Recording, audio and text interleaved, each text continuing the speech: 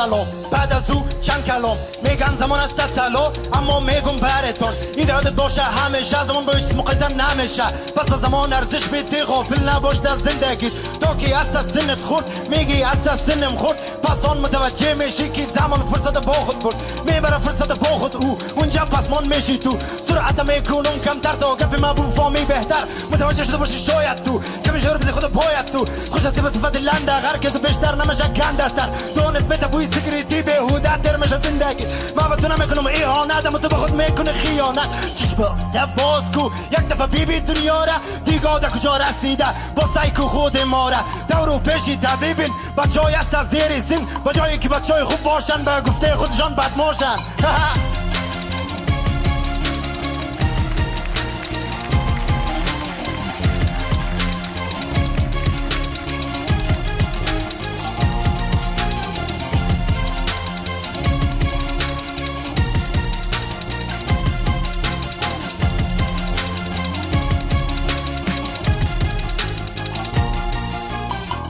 باید باشه دنبال درس که به گفته خودشان ندارد ترس اولی کلان چرا بچه در جیبش توفنگچه و برچه رای نمیزن از سری کس ما از پیش رفت مانده پس باید زندگیش درمش بیهوده نوع اعلامه تخوده بچهش نستن نصیحت اما چی فایده از این وضعیت اولی شدی جوان تو بایستی پیش رفت روان تو بهاری عمرت جوانی بهترین دوران زندگانی مشکلی تر نشه به غفلت استفاده کو از این فرصت میره بر نمیگرده این فرصت جوانی یعنی اوج عمرت تو بگو من نمیگم آیا زندگیت نستگم زندگی برای ما میتپن باید باشیم هدفمند پس بروسی پیشم و سرعت دشکنی تر نشه هیچ فرصت در هر لحظه بکو دقت یک ثانیه رو بشمار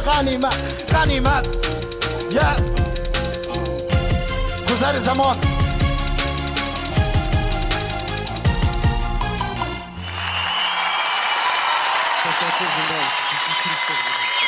یکی برنامه شبکه